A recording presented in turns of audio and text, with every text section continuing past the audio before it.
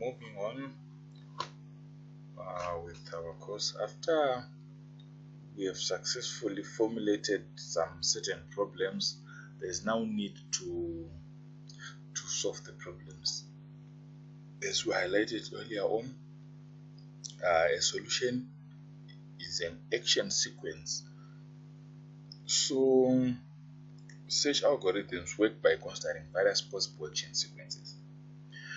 Possible action sequences starting at the initial state from the search tree, with the initial state at the root. The branches are actions and the nodes correspond to the states in the state space of the problem.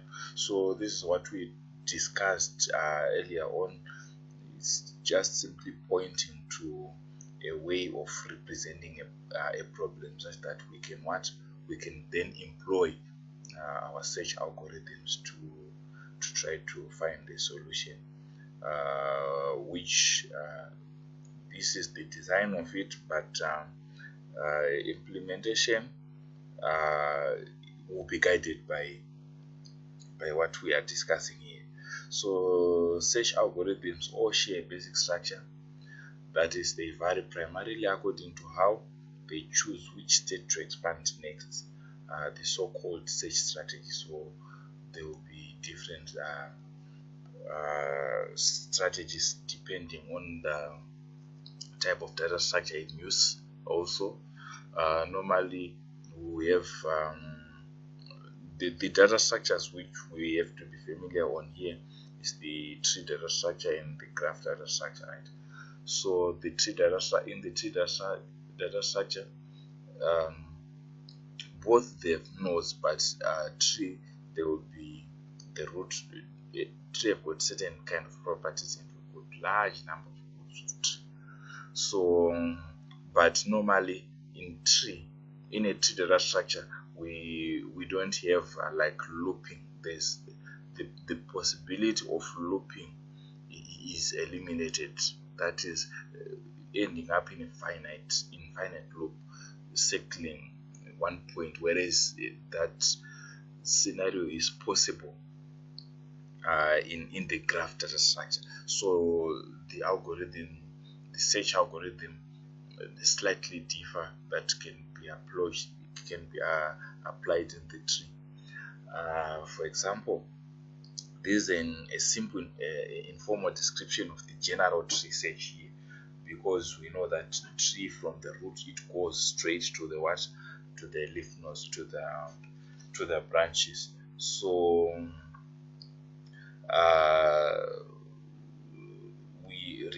we have situations whereby we have repeated states. We don't normally have that in a tree, because we don't normally have a loopy path, and so in a tree we don't usually fall in an infinite loop. But there are certain properties that we have to take note in a tree. There's what we call a leaf node. A leaf node, the one that doesn't have children. And one more important term to note is frontier. Frontier is now the set of all the given leaf nodes. Others, it might be called the open list. So the function tree search here takes in the problem and returns the solution or failure. So it initializes the frontier using the initial state of the problem. So this frontier is which we are saying is a set of what of leaf nodes. So it will loop if the frontier is empty, then return failure, or else it chooses a leaf node and remove it from the frontier. If the leaf node contains a goal state, then return the corresponding solution. Expand the chosen solution node, adding the resulting nodes to what. So this is just describing a general state, a general search, and for the tree. Then for the data structure, for the graph data structure, there will be a little bit different here. The parts of the graph are marked in bold, italic, are the additions needed to handle repeated stages, because as we said, in a tree we don't normally have repeated stages, but that is possibility in the graph data structure. So the function, the graph, it will search, return the solution or failure. What it does, it initialize the frontier and the initial state of the problem, initialize the explode set. These are italicized now, like here and here. These are, you just have to take note of, because they handle the infinite loop now. So as it loop, the same you do in the tree data structure, but here rather than just retain the corresponding solution, you then add the node to the explode, so that when we encounter the node, we don't try to expand it again, right? And expand the chosen node, resulting in the nodes of the frontier. Only the node in the frontier will explode state. Alright, so basically that's it's not much of a difference, but the two pseudo algorithms that we just looked at are just explaining the general search of the tree and the graph data structure. So the nodes between the graphs or the tree, that the nodes, it's just necessary to understand what is a node, right? So nodes are the data structures from which the search tree is constructed. Each is a parent, a state, and various bookkeeping fields. Arrows point from child to patient. So here the statement is simply explaining a node, that a node, it can point to parents, it can point to what children that follows after it state, and the node can have special fields to store certain information, like action.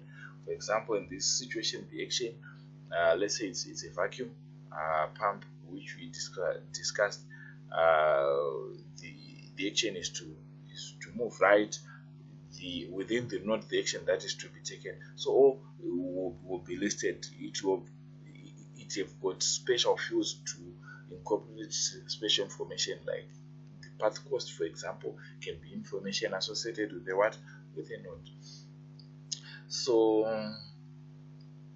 the frontier needs to be stored in such a way that the search algorithm can easily choose the next node to expand according to its preferred strategy. The preferred data structure for this is the queue. So queue is a data structure whereby the nodes might be considered in form of certain characteristics. For example, the queues can be characterized in the order in which they store the inserted nodes. So the common variance is the FIFO queue, that is the first in first out, which pops the oldest element of the queue, and the LIFO, the last in first out, also known as a stack, which pops the newest element of the queue. The priority queue, which pops the element of the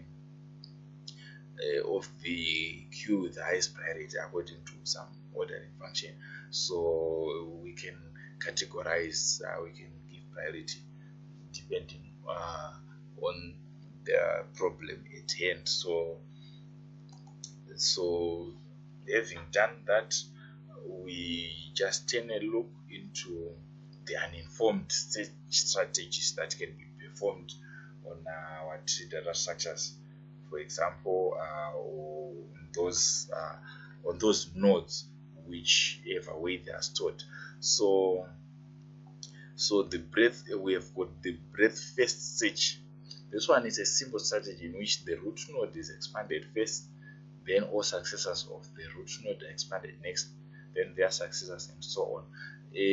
Simply put, in general, all the nodes are expanded at a given depth in the search tree before any nodes at the next level are expanded. So we just look at, so for example, we'll be processing the nodes from after the root will be processing from left to right. So at a particular level, we expand all the nodes, because we don't have knowledge. We just keep on until we reach our goal. Breadth first search is an instance of the general graph search algorithm, not this one, which is the shallowest unexpected node is chosen for expansion. Is achieved very simply by using the first in first out queue for the frontier.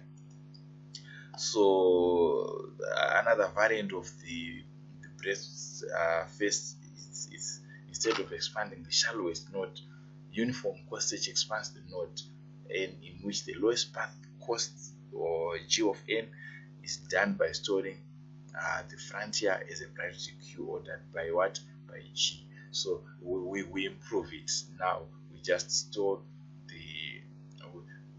we just put a cost so that when expanding, rather than going to backtracking, reducing our time complexity, we just follow the ordered what queue according to that path cost.